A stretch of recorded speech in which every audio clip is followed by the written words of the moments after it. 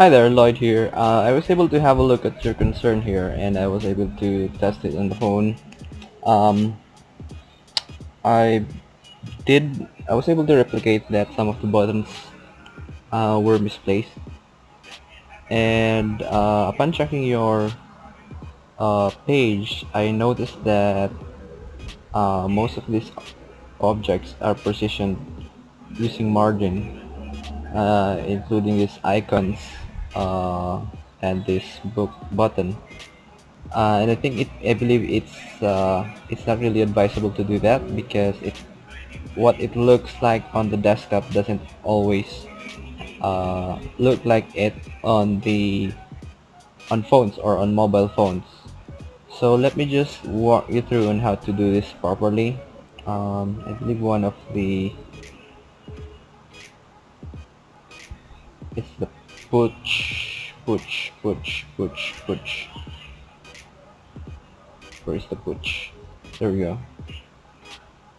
Yep, so it looks like this on the Thrive Architect because Thrive by default optimizes it, but on phones it really does look different. Um, I would like to show you how you can do this without using any margins, how to come up with the same layout without using any margins and without compromising the view on the mobile phone. So let's take this icons on the top, for example. So we'll start with the container. So its container is, I believe, is the content box. Okay, so it's a content box, and I see that you have a negative margin there. I don't know why. So this should be 0.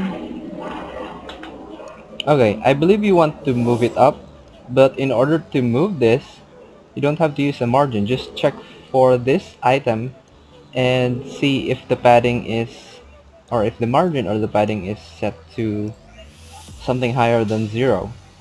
So just take that off and boom, they're closer.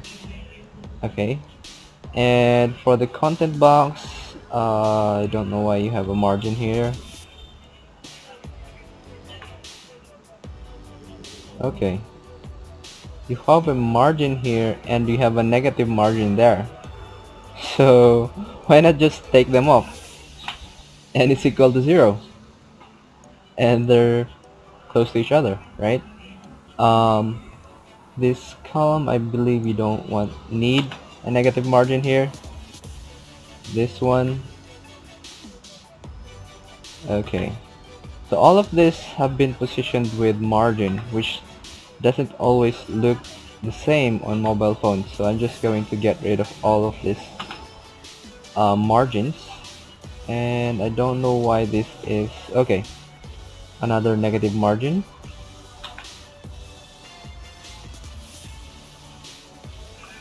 See, okay. I don't know why you have set a negative margin there. Okay, the margin is 20. See, you're just using negative margins and then negating it um, with positive margin when you can just do this with padding. Let me just show you that in a bit. I believe this is your desired layout, and I can show you how to do that without having to set the margins for individual items. Okay, so the you want this orange box to be smaller. So we're going to go, oh, there another negative margin. Let's take that up. See, okay, this is a lot of work. Okay, so if you see here, you have a padding here, and this actually makes it uh, pushes the content down. Basically, a padding is a space around each element. Okay, so if you have an element and you want to set a padding that will surround the item, for content boxes, a padding normally refers to the distance between the side and the element. So basically still a space around this element. But for content boxes, they are set inwards. Okay, so we want to move this these items upwards. Okay, so we have to select the parent container. So if you want to check out which is where is its where the parent container of an element, just click here and select the breadcrumb until you get the box or the column that is used as the container of the elements. So you can see here that the padding is set to 15. That's the top. That means that the space between the top side and the elements is set to 15. So if you want the objects to go up, just remove the padding. See? And the padding is, and the objects actually go up. And this one, okay. And then maybe we want to set, okay, it's already centered. So if you want to center it, okay, I don't know why the max is set to 50. Okay, let's try 100. Okay, let's see how it looks. Okay, let's go. So column, okay, that's everything column. Maybe you want to, if you want to position it, that's when you use padding. So, okay, we want to make it go a little further right. So let's add just a little bit. Okay, 15 is alright. Okay, now why is there such a large space here? So we had to select the container of this column, which is the content box, and have a look at the padding. It's set to 19. So if you want this collection of items or this container to go up, you just remove that. Boom. And we want to achieve this, so I think we need a little bit of padding. So 10 at the top and then 10 at the right, sorry, at the bottom. 10 top, 10 bottom, and we achieved the same layout without having to use negative margins. What you were doing is you were setting a negative margin for this content box, so that it pulls this box below it, and then if it's too much, you're using another margin for this to go down. So that's twice the work and doesn't really make sense, and doesn't look really well on phones. So let's check these other items. I'm just doing this for one item. I'm not going to do it for all of these items. You can go back to this video as much as you can, so you can review how I did it. So another negative margin. Let's take that off. Again, if you want to move content up, just check the padding of the parent container, which is the content box. See? The padding at the top is 17. If you want to move the content up, just set that to 15. You don't need to use negative margins. Negative margins are normally used for positioning items and not for resizing or setting the distance between setting the distance between the top side and elements. That's what the padding is for. Okay, for this book online, this definitely needs to use margin, because margin, as I said, is used most of the time to position items. So okay, minimum width, it's quite alright. Padding. Okay, feature. Okay, first time you don't have a negative margin. Okay,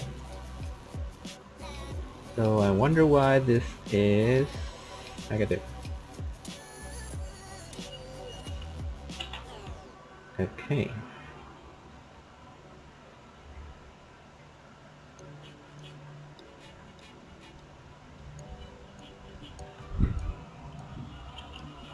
Okay, so just okay, negative.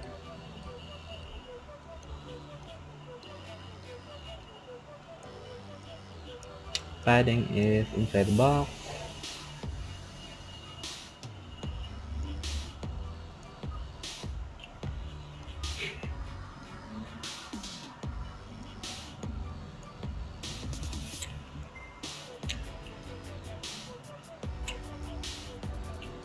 No, we don't want that. We want it to go down. So you see, you can actually use the relative positioning to move the box down without using any margin. So this is the correct way to do it, but I'm not sure why it's... I think it should be centered.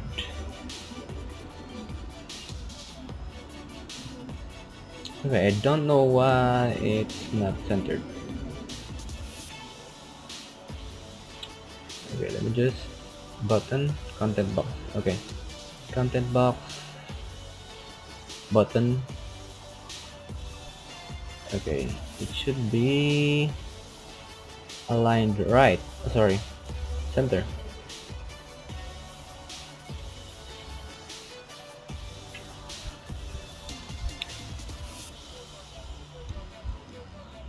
Okay, 20. We should just set this to 15.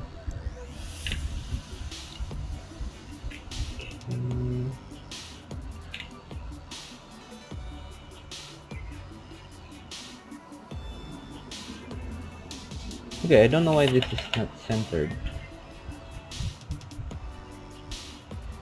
Just find out. Okay, nothing there. Nothing there. Why are you not centered? Okay, let me just go back to the parent container. Content box.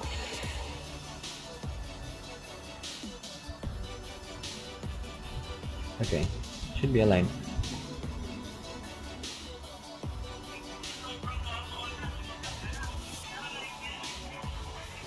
Okay, what?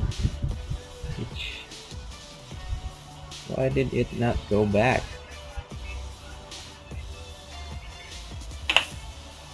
Wait.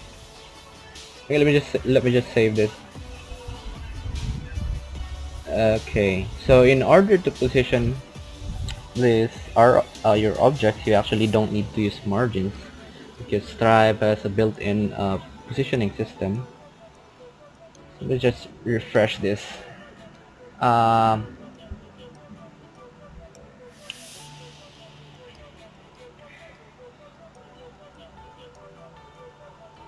Okay, so in order to position it, we'll go to advanced, relative. I don't know why it's going right. Okay, let's just bring it back 15. I just move it 1 pixel. Okay, so setting it to a relative position means it will adjust whatever the size of the screen is. That means whatever the size of the screen is, it will just move 15, sorry, let's say 15 pixels or 25 pixels from this side. So whatever the size of the screen is, it will always move down 25 pixels below that item or below that side.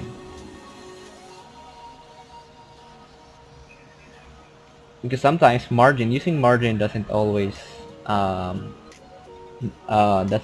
look the same on other across devices such as phones because of the smaller screens. So this is the push pad.